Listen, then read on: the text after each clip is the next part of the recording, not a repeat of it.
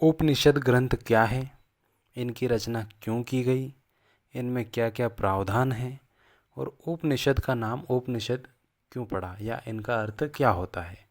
वर्तमान समय में बहुत सारे पंथ, धर्म और दर्शन हैं।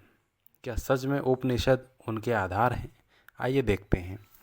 भारत के अनेक दार्शनिकों, जिन्हें हम ऋषि या मुनि भी कहते हैं, उनके अनेक वर्षों के गंभीर चिंतन मनन का परिणाम ही उपनिषद कहलाता है।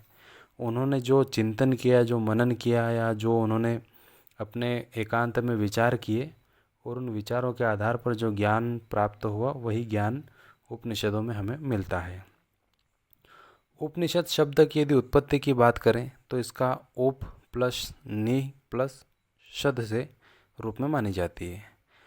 उप का अर्थ होता है समीप, नि का अर्थ होता है निष्ठा और पद यानी बैठना, शद यानी बैठना, यानी कि रहस्यमय ज्ञान के लिए, अर्थात वह ज्ञान जो व्यवधान रहित हो, निकट आए, जो विशिष्ट हो, पूर्ण हो और सच्चा हो, उपनिषद कहलाता है। यदि बात करें इनकी रचना की, तो इनकी रचना 1000 ईसा पूर्व से 300 ईसा पूर्व तक मानी गई है, जिनकी संख्या 108 है।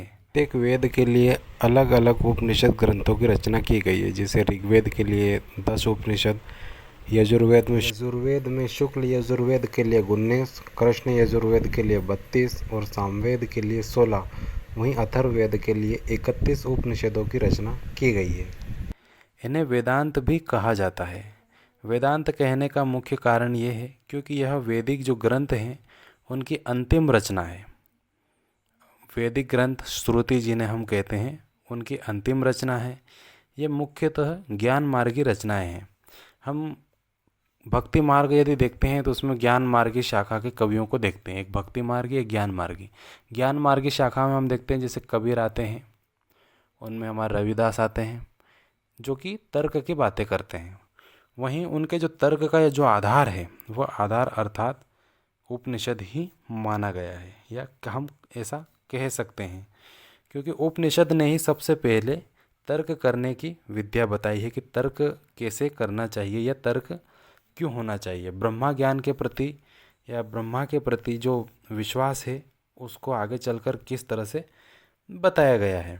ये मुख्यतः ज्ञान मार्गी रचनाएं हैं और इनका जो मुख्य विषय है वह ब्रह्मा विषय का प्रतिपादन ही है।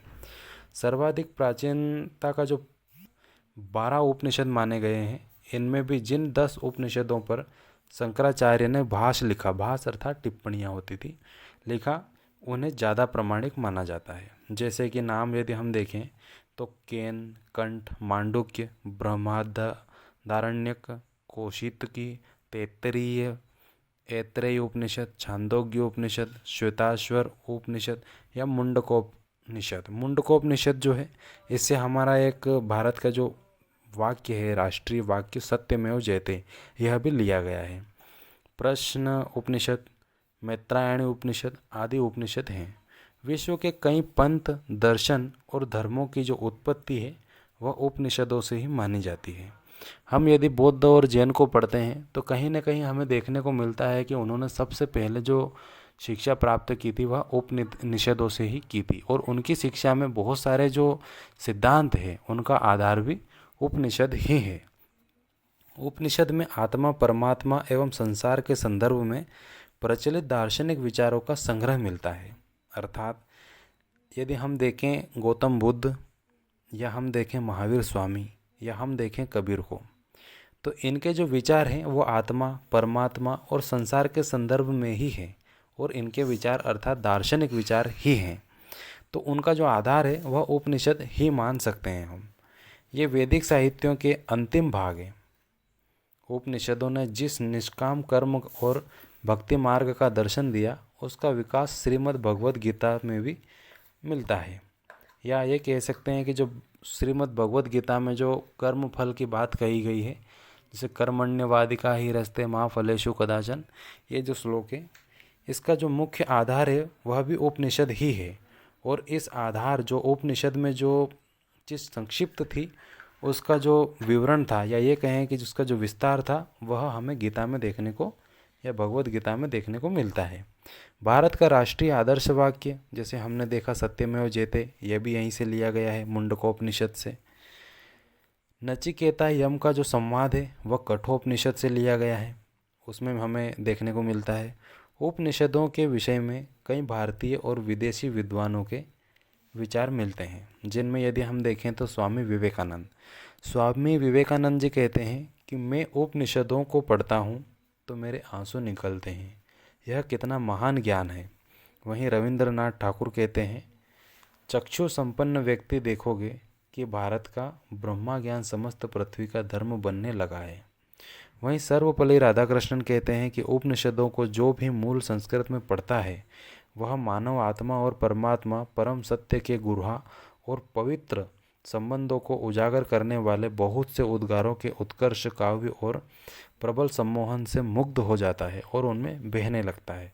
वहीं विनोबा भावे कहते हैं कि हिमालय जैसा पर्वत और उपनिषदों जैसी पुस्तक दूसरी और कहीं नहीं। वहीं पाश्चात्य दर्शन या विद्वानों की हम बात करें तो उसमें अल-बरूनी भारत से थे, Dara Shikoh, Arthur Schopenhauer, Emerson, Max Muller, doctor Annie Besant और वेबर, इन विद्वानों ने भी उपनिषदों के विषय में अलग अलग बातें बताई है और यह एक उत्कर्ष के रूप में दिखाया गया है कि उपनिषद जो हैं वह भारत ही नहीं दुनिया के ऐसे ग्रंथ हैं जिनका जो कि बहुत सारे दर्शन और ज्ञान का आधार रहे हैं। तो उपनिषद इस तरह से हैं। धन्यवाद।